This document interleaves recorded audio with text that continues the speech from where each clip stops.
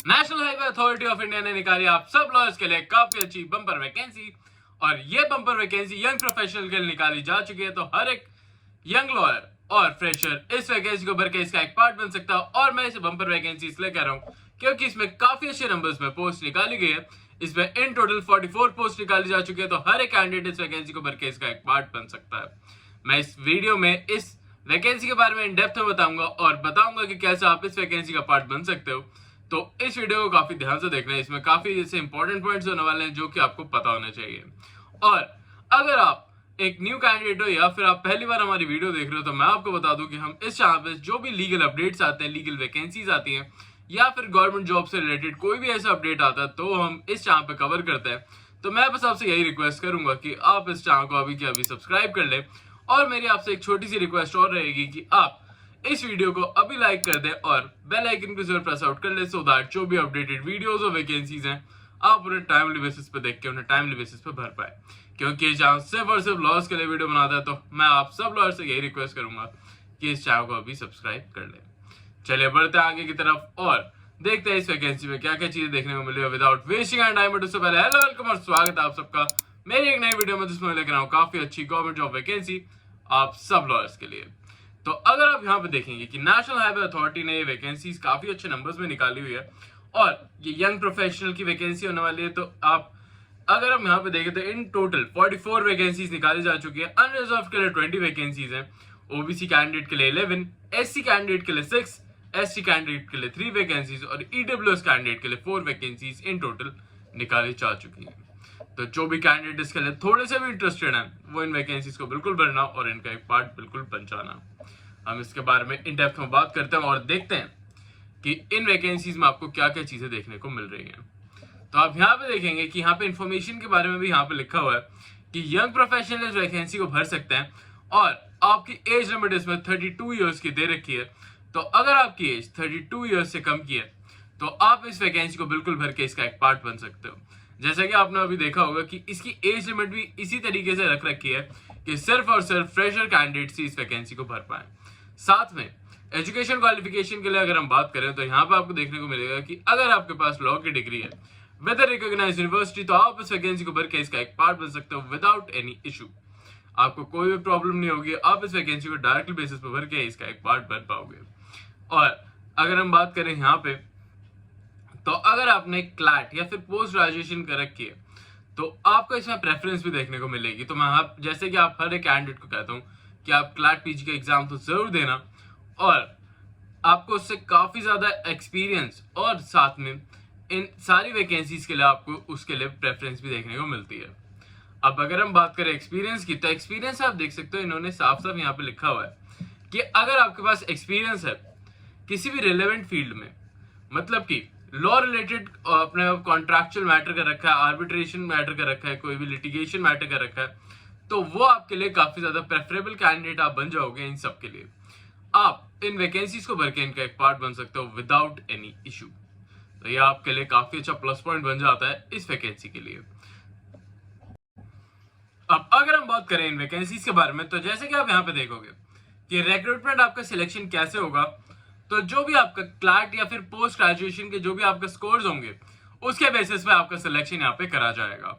और यहाँ पे इन्होंने साफ साफ लिख भी रखा है कि 2022 ऑनवर्ड्स जो भी आपने अगर स्कोर किया हुआ है, आप उसके बाद पास आउट हो, तभी आप इस वैकेंसी को भर के इसका एक पार्ट बन सकते हो। तो जैसा कि आप यहाँ पे देख रहे होगे, सिर्फ फ्रेशर कैंडिडेट से इस वैकेंसी को भर पाएंगे। अब हम देख लेते हैं इनके प्रायर कॉन्ट्रैक्ट के बारे में, क्योंकि अब इसके बारे में अगर हम देखें तो period of engagement for the आपका 2 इयर्स का होने वाला है और उसके बाद ये पीरियड आपका एक्सटेंड भी करा जा सकता है। तो इस बारे में भी जरूर ध्यान रखिएगा।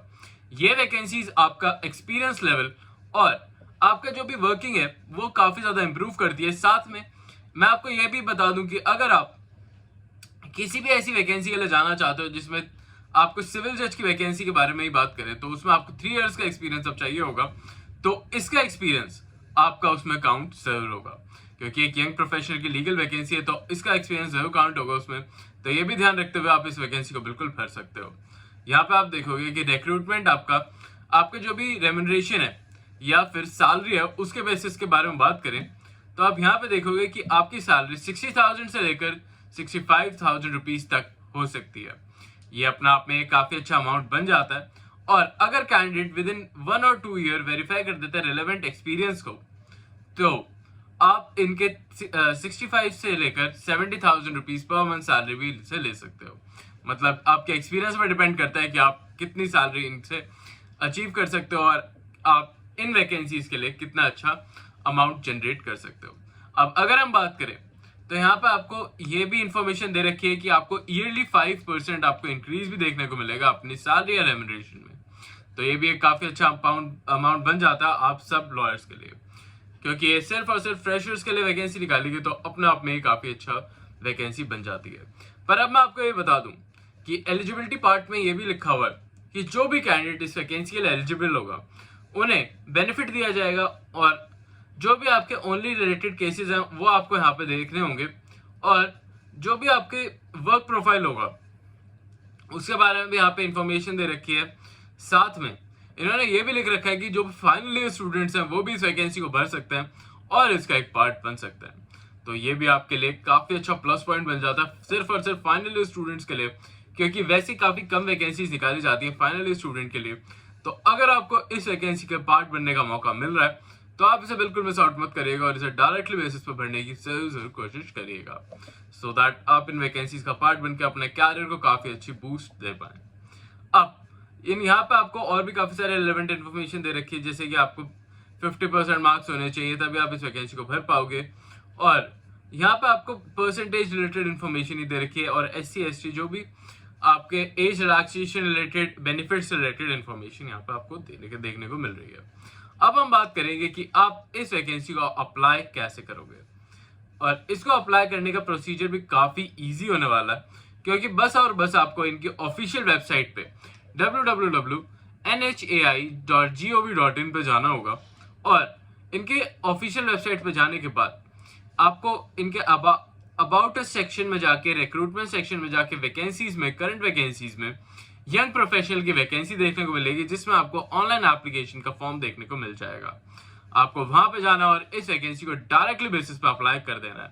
आपको अपने सारे डॉक्यूमेंट्स को अपलोड करना होगा वहां, और ये जरूर ध्यान रखिएगा अगर आप कोई भी डॉक्यूमेंट अपलोड कर रहे हो तो वो सेल्फ अटेस्टेड डॉक्यूमेंट जरूर कर दीजिएगा उसे, क्योंकि जब भी हम कोई डॉक्यूमेंट अपलोड करते हैं तो वैसे तो ये ऐसा नहीं होता है, बट कभी कभी एक्सेप्शनल केसेस में आपका वो फॉर्म इसलिए कैंसिल आउट कर दिया जाता है क्योंकि वो सेल्फ अटेस्टेड नहीं है। तो इसलिए मैं आपको हमेशा यही रिकमेंड करूंगा कि आप सेल्फ अटेस्टेड डॉक्यूमेंट्स ही अपलोड करें, सो दैट आपको भी उसमें कोई भी प्रॉब्लम ना हो और आपका फॉर्म कभी भी रिजेक्ट ना हो। अब इसकी लास्ट डेट के बारे में बात करें तो 10/9/2025 की इसकी लास्ट डेट होने वाली है। तो जो भी कैंडिडेट इस वैकेंसी को टाइमली बेसिस पे भरना चाहते हैं वो इसको जल्दी से जल्दी भर के इसका एक पार्ट बन जाए। आई होप आपको आज की वीडियो अच्छी लगे, और अच्छी लगे तो चैनल को लाइक और सब्सक्राइब करना बिल्कुल मत भूलना, और ऐसी वैकेंसीज मैं आपके लिए डेली बेसिस पर लेकर आता रहता हूँ। तो अगर आपको ये वैकेंसीज अच्छी लगती है तो चैनल को अभी सब्सक्राइब कर लो और बेल आइकन को जरूर प्रेस कर देना। अभी के लिए चलता हूँ, मिलता हूँ कल आपसे फिर से एक नई जॉब, नई वैकेंसी, नई अपॉर्चुनिटी के साथ। तब तक के लिए